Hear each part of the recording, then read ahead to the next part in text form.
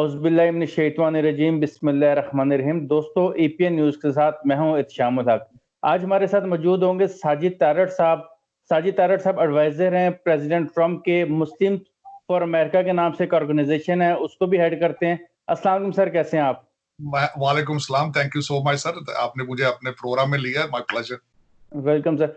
Sir, अब आपसे हर हर topic पे बात हो सकती है। इंटरनेशनल रिलेशन से लेके इंडिया की बात करें, पाकिस्तान की पॉलिटिक्स पे बात करें, अमेरिकन पॉलिटिक्स पे बात करें, हर माशाल्लाह हर टॉपिक पे आप बहुत ज्यादा अच्छा तज्जिया होता है आपका।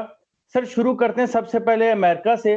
डब्ल्यूएचओ के फंड्स रोक दिए हैं ट्रंप साहब ने, प्रेसिडेंट ट्रंप ने। क्यों सर, क्या वजह हुई? उसमें देखें, इसका एक तो बहुत बड़ा बैकग्राउंड है कि कोरोना के साथ हो क्या रहा है। उसमें दो चीजें मैं बताना यहाँ पे लाजमी समझता हूँ कि मैं अपने आप को पॉलिटिकल साइंटिस्ट समझता हूँ। अमेरिका की बदकिस्मती ये है कि कोरोना आया है उस साल में जब इलेक्शन हो रहा था। अमेरिका में इस पे सियासत खेली जा रही है, बल्कि काफी मुल्कों में इस पे सियासत खेली जा रही है, जिस तरह इंडिया है, पाकिस्तान, कई और ममालिक में। अब यहाँ पे वर्ल्ड हेल्थ ऑर्गेनाइजेशन को इस तरीके से उनके इश्यूज ये थे। पहले तो ये बताना चाहूंगा कि वर्ल्ड हेल्थ ऑर्गेनाइजेशन को अमेरिका 400 से लेकर 500 मिलियन डॉलर हर साल उनको पैसा देता है, इमदाद देता है, वर्सेस चाइना उसको 40 मिलियन डॉलर देता है। अब वर्ल्ड हेल्थ ऑर्गेनाइजेशन पे सबसे बड़ी एक्विजिशन ये लगती है कि जहां से वुहान से ये वायरस शुरू हुआ, तो वर्ल्ड हेल्थ ऑर्गेनाइजेशन के साइंटिस्ट को चाइना ने इजाजत नहीं दी कि वो चाइना जाके उसकी इन्वेस्टिगेशन कर सके और इसको अर्ली स्टेजेस पे कैच किया जा सके। ये वर्ल्ड हेल्थ ऑर्गेनाइजेशन, इसकी डब्ल्यूएचओ की फ्लेवर थी, उनकी मिस्टेक थी, ये उनसे हैंडल नहीं हो सका। दूसरा, जब चाइना के ऊपर ट्रैवल रिस्ट्रिक्शंस लगा रहा था अमेरिका और यूरोपियन यूनियन और दूसरी वेस्टर्न सिविलाइजेशन, तो World Health Organisation was embedded with China and trying to protect their economy, तो वो हेल्थ बैन को बार बार रिजेक्ट करते रहे हैं। ये दूसरी मिस्टेक थी। तीसरी मिस्टेक उनकी ये थी कि दुनिया पूरी को इस कोरोना वायरस की अवेयरनेस या इसके खदशात ये बताने में वो नाकाम रहे। अब ये बताएं, दुनिया का एक वाहिद मुल्क जो इन चीजों को चला रहा हो, यूनाइटेड नेशन की सबसे बड़ी फंडिंग जो है वो अमेरिका करता है, और उसके राइट्स को प्रोटेक्ट ना किया जाए, उनकी वेलफेयर को प्रोटेक्ट ना किया जाए, तो वो किस मुंह से उनको 400 मिलियन डॉलर देंगे? ये वर्ल्ड हेल्थ ऑर्गेनाइजेशन की सबसे बड़ी गलती थी। यहां मैं एक छोटी सी बात ये भी बताना चाहूंगा कि इस वक्त कोरोना के साथ क्या मजाक हो रहा है। मजाक मैं 3 पॉइंट्स आपको दूंगा, बताना चाहूंगा। सबसे पहले आप मुझे ये बताएं कि वुहान से शुरू हुआ ये कोरोना, वो बीजिंग और चाइना के दूसरे हिस्सों में फैलने की बजाय वो सीधा न्यूयॉर्क आ गया। वो क्यों? क्योंकि इस वक्त चाइना से सब अच्छे की रिपोर्ट आ रही है, वुहान को खोल दिया गया है और कोई भी डेथ या नया मरीज वो कहते हैं हमने इसको कंट्रोल कर लिया। नंबर 1, जो कि पॉसिबल नहीं है। चाइना के साथ इंडिया का बॉर्डर लगता है, 1.3 बिलियन पॉपुलेशन, वहां पे सिर्फ अभी तक 16,000 मरीज हैं। तीसरा पॉइंट कि नॉर्थ कोरिया कह रहा है कि उनके पास ये मर्ज पहुंचे नहीं, उनके पास कोई मरीज है ही नहीं। अब इस पे ये हुआ ये है, इन तीनों ममालिक में एक चीज कॉमन है कि वहां पे मीडिया आजाद नहीं है। दो कंट्रीज कम्युनिस्ट और उनका मीडिया गवर्नमेंट कंट्रोल। तीसरा कंट्री वो भी ऑलमोस्ट कम्युनिस्ट है, डिक्टेटरशिप है, मोदी साहब। 4 वहां पे मेजर चैनल हैं, 2000 ओन्ड बाय अंबानी, वो उनकी जेब में है। वहां पे सिर्फ और सिर्फ एंटी मुस्लिम प्रोपेगेंडा के अलावा तीसरी कोई खबर चल ही नहीं रही। अब वर्सेस अमेरिका ये था 2016 से, जब से डोनाल्ड ट्रंप साहब एडमिनिस्ट्रेशन में आए, he was facing a war from the media, बिलखसूस CNN, 24/7 anti Donald Trump, not anti Republican, anti Donald Trump propaganda 24 hours हो रहा है वहां पे।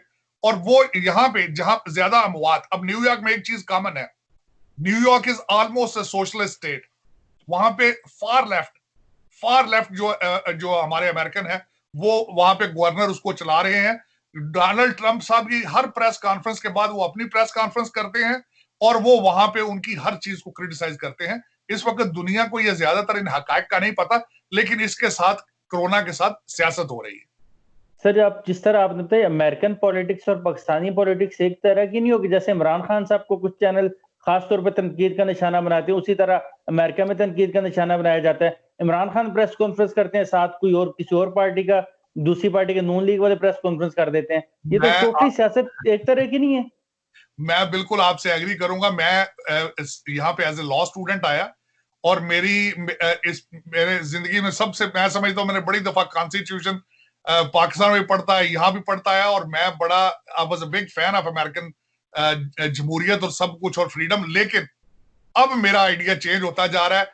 पाकिस्तान में भी करप्शन को हाथ डालें तो जमहूरियत खतरे में। अमेरिका में भी डोनाल्ड ट्रंप साहब ने पिछले वाइस प्रेसिडेंट की करप्शन यूक्रेन में हाथ डाला है तो साथ ही इंपीचमेंट होगी। ये बिल्कुल आपकी बात ठीक है। पाकिस्तान में इस वक्त दो खतरात हैं मेरी नजर में। पाकिस्तान में कोरोना इतना खतरनाक नहीं है, जो वहां पे करप्शन के जरासीम है वो ज्यादा खतरनाक है। वहां पे भी देखें, सियासत मस्जिदों पे, तबलीगी जमातों पे, अब आगे तरावी पे, रमजान में मस्जिद, इन चीजों पे सियासत हो रही है। हालांकि सऊदी अरेबिया सारा लॉकडाउन है। आपकी बात बिल्कुल ठीक है। पाकिस्तान और अमेरिका, और दूसरा डोनाल्ड ट्रंप और इमरान खान में बहुत ज्यादा सिमिलैरिटीज हैं। वजह यह है कि Donald Trump is not a traditional सियासतदान, Imran Khan is not a traditional सियासतदान। नून लीग वाले सर अक्सर कहते थे, जब ट्रंप हुआ पाकिस्तानी भी काफी परेशान थे, जब ट्रंप इलेक्शन जीते, यार ये पता नहीं कौन आ गया, मुसलमानों के साथ कैसा बिहेवियर होगा इनका। इमरान खान साहब के बारे में नून लीग वाले और बाकी लोग कहते थे, यार अजीब सा आदमी है, सियासत कर सकेगा नहीं कर सकेगा। हर किस्म की सिमिलरिटी देखें ट्रंप और इमरान खान में, बहुत सी चीजें कॉमन पाई जा रही हैं। दोनों सियासतदान जमहूरियत की, लोगों की मायूसी जमहूरियत से। ट्रेडिशनल पॉलिटिशियन, पूरी दुनिया में एक रवाज था कि सियासतदान सेहत, ट्रांसपोर्टेशन और एजुकेशन पे तकरीरें करते थे, और उसके बाद जब इलेक्शन जीत जाते थे उसके बाद वो ना किसी का फोन उठाते थे, ना किसी से मिलते थे। ये पूरी दुनिया का इंटरनेशनल फिनोमेना। अब उसमें ये देखें, नेशनल मूवमेंट शुरू हुई, उसमें डोनाल्ड ट्रंप साहब आए, वहां ब्रेक्सिट हुआ इंग्लैंड में, फ्रांस में मैक्रां का youngest French president, youngest party उनकी, अरब स्प्रिंग, मोदी साहब, ये इमरान खान साहब, ये सारे एक नेशनल मूवमेंट्स हैं जो पूरी दुनिया में चली। लोगों की रिजेक्शन थी कि जिस तरीके से बारी बारी आके लूटते हैं, और प्रॉपर्टियां सारी लंदन में और दुबई में। और अफसोस के साथ कहा जा सकता है, जिस तरह मैं आपको पहले अर्ज कर रहा था कि कोरोना वायरस खतरनाक है, लेकिन पाकिस्तान में करप्शन का वायरस जो है वो कोरोना से भी ज्यादा खतरनाक है। सर आपने देखा पाकिस्तान, मैं आपसे जानना चाहूंगा पाकिस्तान किस तरह फाइट करे कोरोना से? क्या इमरान खान साहब डिलीवर कर सके हैं कोरोना के हवाले से? पाकिस्तान में अभी तक माशाल्लाह अल्लाह का शुक्र है कि काफी कम केसेस हैं। आपको क्या लगता है कैसे डिलीवर करे? और शहबाज शरीफ साहब अगर इस वक्त प्राइम मिनिस्टर होते तो क्या वो डिलीवर कर पाते? देखिए, इसमें मेरी राय कुछ इस तरीके से है कि एक तो पाकिस्तान में नंबर लो होने की वजह यह कि टेस्टिंग इतनी है नहीं है, पाकिस्तान की कैपेसिटी नहीं है। अब मैं छोटी सी ये बात बताऊंगा, डेवलपिंग, जब कोरोना के लिए पूरी दुनिया तैयार नहीं थी, अमेरिका भी तैयार नहीं था, जब कोरोना यहाँ पे आया अमेरिका के पास भी इनफ टेस्टिंग किट्स मौजूद नहीं थी। अब पाकिस्तान में ये पॉसिबल ही नहीं है। दूसरे मुमालिक में, ये डेवलपिंग कंट्रीज में कोरोना के बारे में टेस्टिंग और इन चीजों को हैंडल करना, इट्स बियॉन्ड देयर कैपेसिटी। वहां पे सिर्फ एक ही चीज हो सकती थी, वो ये थी सोशल अवेयरनेस, आपकी सोशल डिस्टेंसिंग, और इसके बारे में लोगों को बताना कि इससे बचना किस तरह है। मेरे ख्याल में खान साहब is doing a wonderful job. हाँ, अब अगर और कोई होता, मैं सिर्फ ये नहीं कहता कि शहबाज शरीफ साहब, यहाँ पे अगर पीपल्स पार्टी भी होती तो इस वक्त एक काम होना था। IMF का जो पैकेज आया 1.39 बिलियन का, 200 मिलियन वर्ल्ड बैंक का, 8 मिलियन अमेरिका का, 4 मिलियन चाइना का, तो ये सोच रही होने थे, दोनों पार्टियों में सोच रही होनी थी कि इनको लंदन और दुबई में किस तरह लेके जाना है। फर्क सिर्फ इतना है, करप्शन अब भी होगी, इसमें कोई शक नहीं है, क्योंकि ये हमारे मिजाज में चली गई है, करप्शन हमारे बोन मैरो में चली गई है। लेकिन खान साहब की हद तक मेरे ख्याल में, मुझे यकीन है, खान साहब is a wonderful leader. I know him personally, I met him personally. उनकी अपनी जात और पाकिस्तान के लिए उनकी मोहब्बत में कोई शक नहीं है। हाँ, उनके साथ टीम जो है वो अभी भी कमजोर है, उनके पास भी सारे दूसरी पार्टियों के गंदे करप्ट लोग उनके भी आसपास बैठे हैं, इसमें कोई शक नहीं है। लेकिन खान साहब का कोई प्लाजा दुबई में नहीं है, खान साहब की कोई प्रॉपर्टी लंदन में नहीं है, उन्होंने भागकर न्यूयॉर्क नहीं आना। आपका कैपिटल, आपके सारे लीडर, आप मुझे सबसे बड़ी तकलीफ ये होती है, मैं आप जिन लोगों को सियासी पार्टियां कहते हैं, मैं उनको सियासी पार्टियां नहीं मानता, क्योंकि उनके अंदर सियासी इकदार खुद ही नहीं है। अब इस वक्त आप ये बताएं, आपके जुनैद सफदर भी हैं, वो भी चीफ मिनिस्टर बनने के लिए लाइन में लग चुके हैं। बिल्कुल। मेरे लिए ये एक लम्हा फिक्रिया है। दूसरा, उसमें इनको अपने खानदान के बाहर इंटेलेक्ट नजर ही नहीं आता। ये दूसरी बात। तो और ये मुझे सबसे बड़ी बात ये होती है, जब भी इनकी सियासी पार्टियां मीटिंग्स होती हैं वो लंदन और दुबई में होती हैं। अब मुझे ये बताएं, मैं कई दफा यहाँ अमेरिकन दोस्तों के साथ बैठता हूं, आप ये सोचें रिपब्लिकन पार्टी या डेमोक्रेट पार्टी का इजलास लंदन में हो, ये पॉसिबल है? लेकिन आपका होता है। मैं इनको जमहूरी नहीं, मैं इनको सियासी पार्टियां नहीं मानता। ये डाके मारने वाले मुख्तलिफ ग्रुप हैं, कभी एक झंडे के नीचे कभी दूसरे झंडे के नीचे। लेकिन मैं हमेशा रिक्वेस्ट करता हूं अपने पाकिस्तानी यंगर जनरेशन को, जो मैं आखा के सपोर्टर थे, कि प्लीज आपके हलकों में ये जो 5-5 करोड़ के गाड़ियों में आते हैं 15-15 क्लाशनकोफों के साथ, इनको पूछे यार आप वोट लेने आए हैं या आप हमें डराने आए हैं? ये वक्त आ चुका है मेरे ख्याल में। अब अवेयरनेस, आप जिस तरह सोशल मीडिया पे चीजें जो कर रहे हैं ये काबिल सताइश है। आप अवेयरनेस दे रहे हैं लोगों को, आप बता रहे हैं कि वेस्टर्न सिविलाइजेशन में क्या हो रहा है, पाकिस्तान में क्या हो रहा है और क्या होना चाहिए। मेरे ख्याल में it's a wonderful exercise, you are doing it and I appreciate it.